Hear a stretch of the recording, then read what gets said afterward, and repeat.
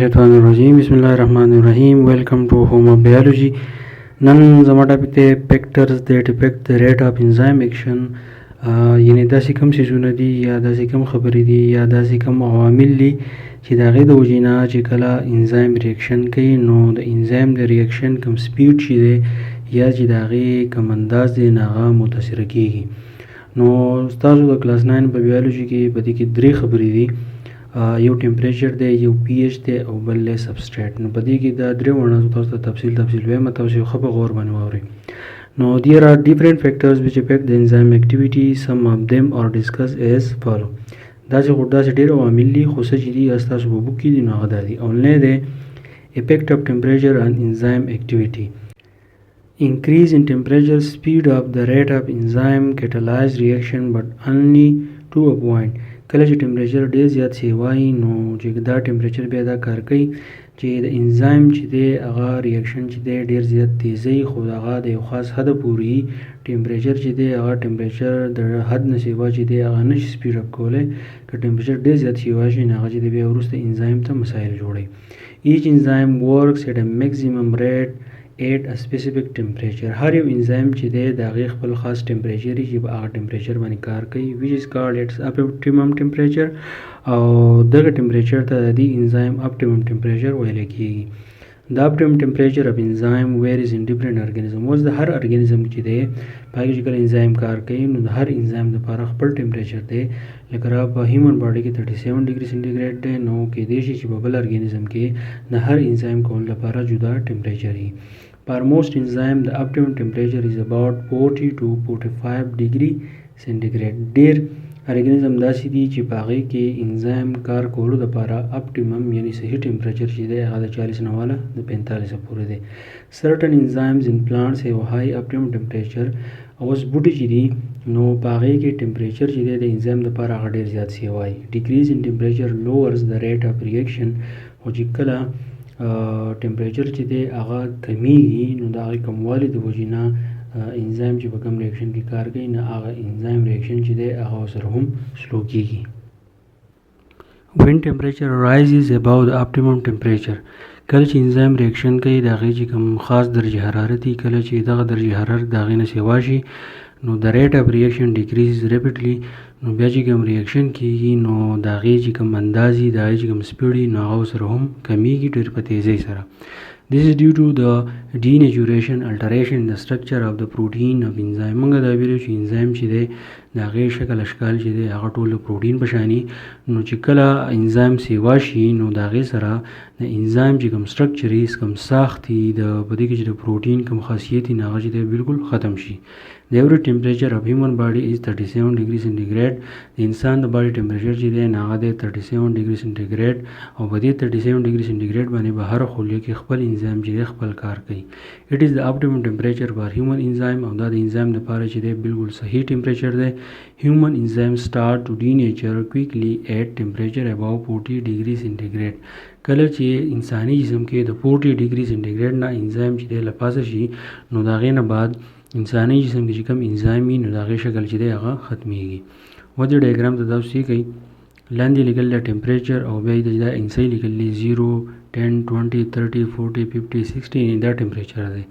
بیا د ګس سایډ ته څه کوي نو دلته لیکل دی ریټ اف ریاکشن له پاسې لیکل دی په یو کالم کې چې هیټ انرژي کازز مور کولیجنز بټوین انزایم اینډ سبسټریټ. مطلب دا دی چې کله هیټ ډېر زیات سیوا شي نو انزایم او سبسټریټ چې د یو بل سره بیا ډېر زر ملاویږي. په دویم نمبر کالم کې لیکل دي optimum temperature for human is close to 37. یعنی د انزایم دپاره چې کوم ټمپریچر دی هغه 37 ډګري سینټیګریډ دی. په دریم کالم کې لیکل دي چې انزایم ډینیچر ایټ های ټمپریچر سو ریټ فالز ریپیډلی. انزایم چې دی په های ټمپریچر باندې چې دی هغه خپل کار پرېږدي نو کم انزایم کم کار چې دی هغه سره ډېر زر کمیږي.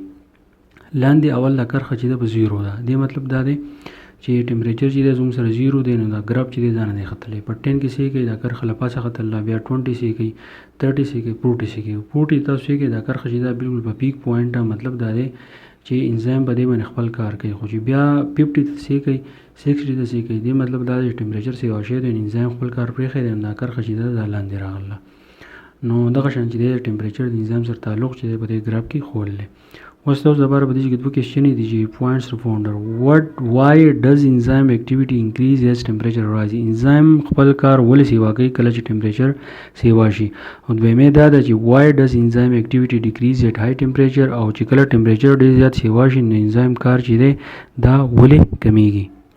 اوس دویم نمبر دی افیکټ اف پی ایچ انزایم اکټیویټي. چې کله انزایم خپل کار کوي نو په هغې باندې پی ایچ څنګه اثر انداز کېږي.